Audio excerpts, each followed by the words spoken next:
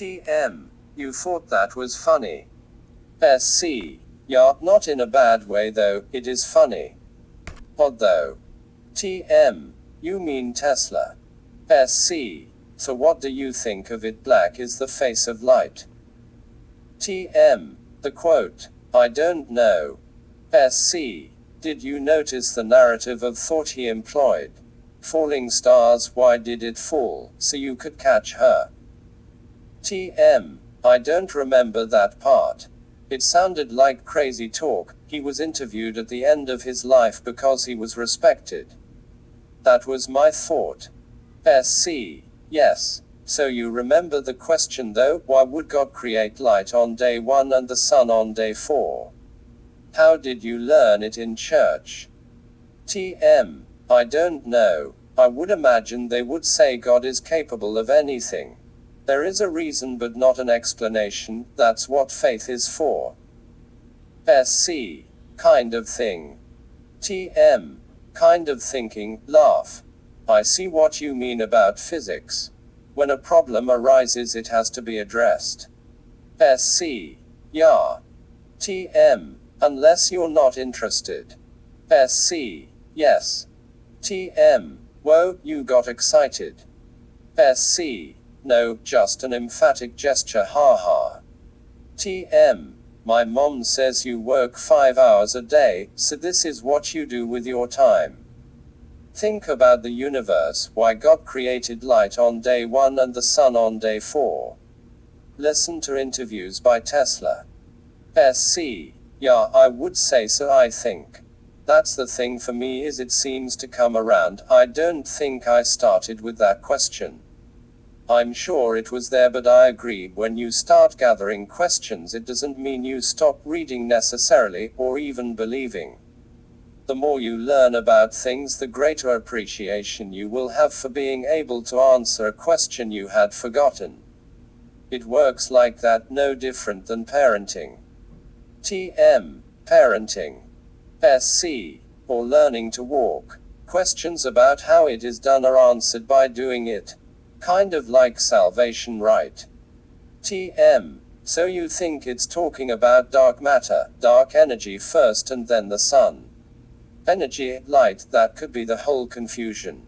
You think if energy was the word instead of light, it would mean the same thing, solve the confusion. SC.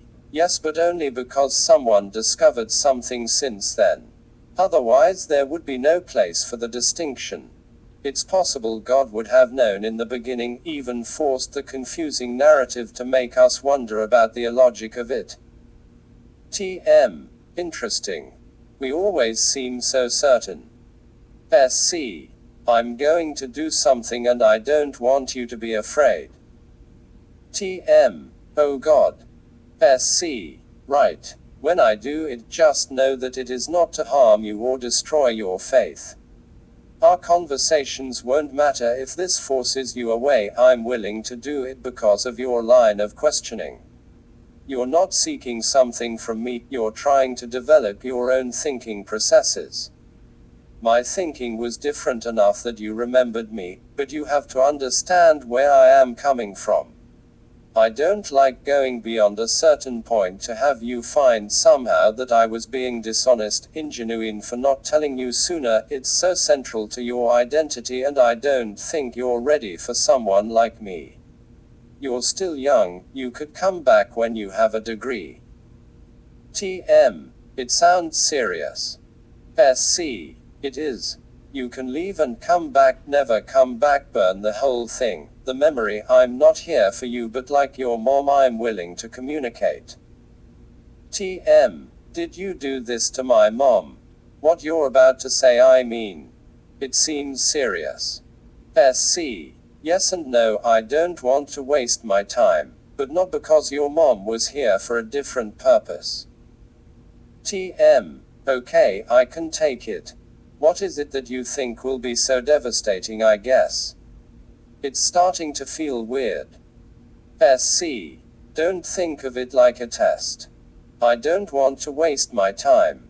Conversation doesn't always have to include a prohibition of wrong answers. It's an exercise for me, a way for me to think of things from critical angles.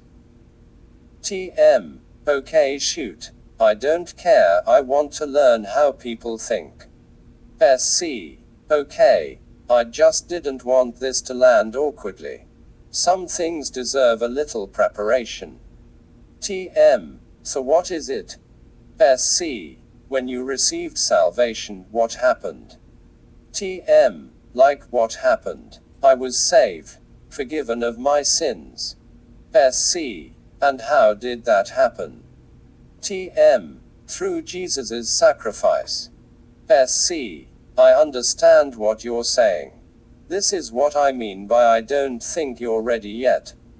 It's still early, it's not about maturity really, just the amount of time you have had to experience things. Was it necessary for Jesus to die, for you to receive a part of the inheritance blessing? TM. Was it necessary for Jesus to die? It says he died so that we may live. Is that what you mean?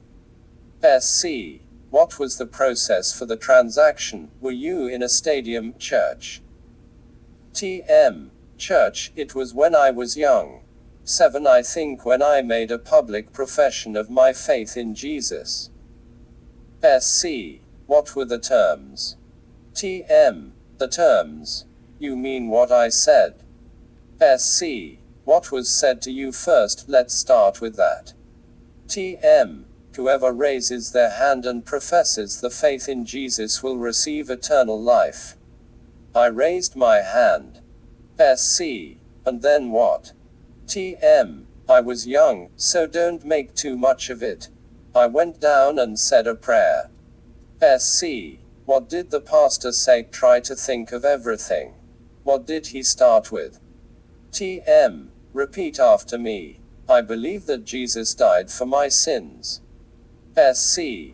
What did you get in return for repeating the words?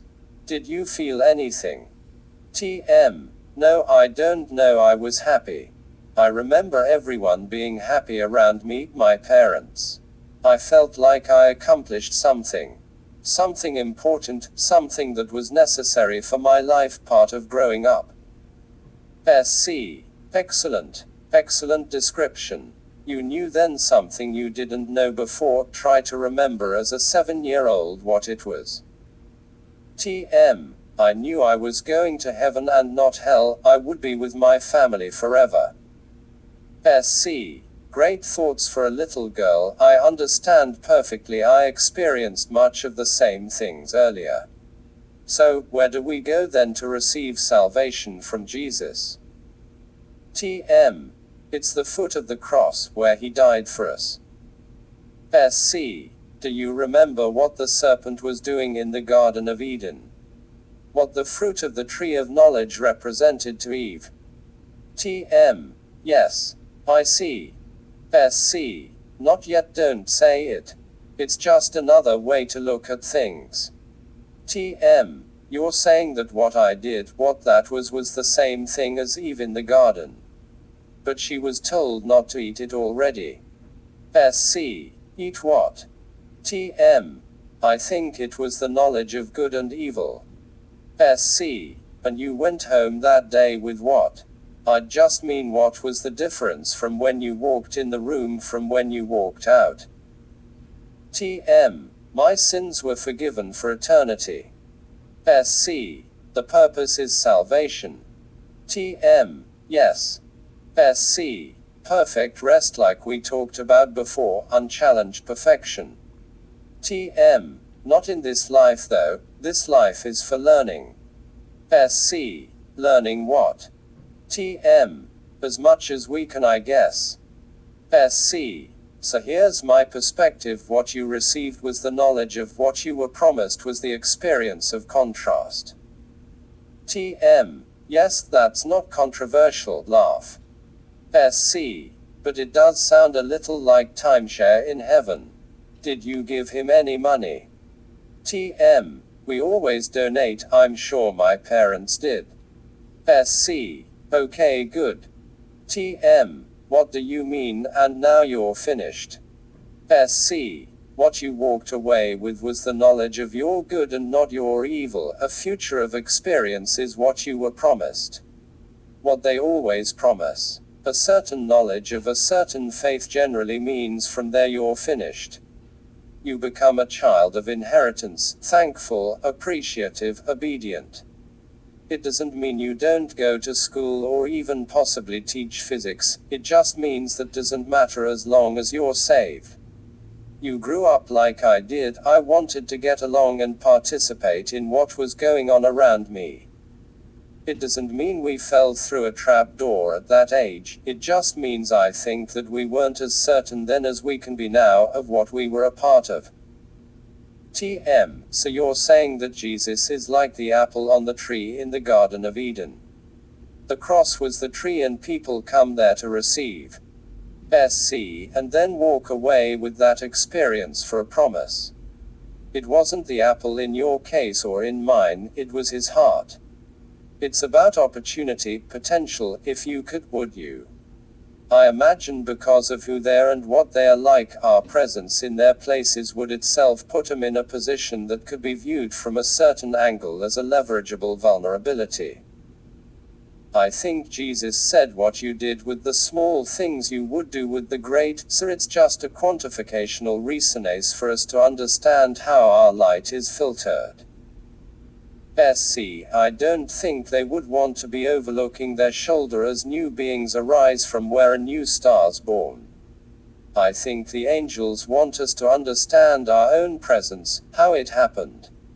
You know the saying, it only takes one to ruin a good system. We can't really take credit even for reception, it's dependent on what was there already, so a preference is just a display of our orient through a magnetic envelope or filter in the sun. I think we gain the sensations for the winds of balance, take with us the sensations of an experience. TM, I'm not sure I'm following, like works proves who you are. You're building a stairway to heaven. SC, everyone's doing something, so a mere works mere reception dichotomy is a useless metaphor for the opportunity to participate when everything is pre-existent. What the opportunity means to us I think depends or relies on our orientation as the goal of things, challenged or unchallenged perfection. The angels, I would imagine, are the kinds of things that could be viewed by those who are not inspired beyond possession with the works of angels, as the opposite of the knowledge of what is good in themselves. SC, they like the product, but not the greatness of the presence, especially when it's constant or even just consistent. Because they are finished, the distance becomes a growing contrast. Eventually, by killing the presence or degrading it in some fashion, they can make a deal with themselves. Socrates, who can be smart when he's around. If they did it here, they would do it again there, and that is what the angels have to be worried about. No way to prove it, it's just my own thoughts on the subject. When he says, "Why have you forsaken me?" I think it was to everyone who goes there reaching up to pull down. But remember, Peter forsook him 3 times, ha ha. TMIC. That's interesting, confusing maybe. Something to think about. SC. Okay, good. See you soon. TM. If I come back. SC. If I am here, if you come back, I would wait until you're graduated. I would feel better, less concerned for a slip of the tongue or just word or thought that might fall out wrong. Have to explain. I hate explaining things as a justification of something I meant to say better.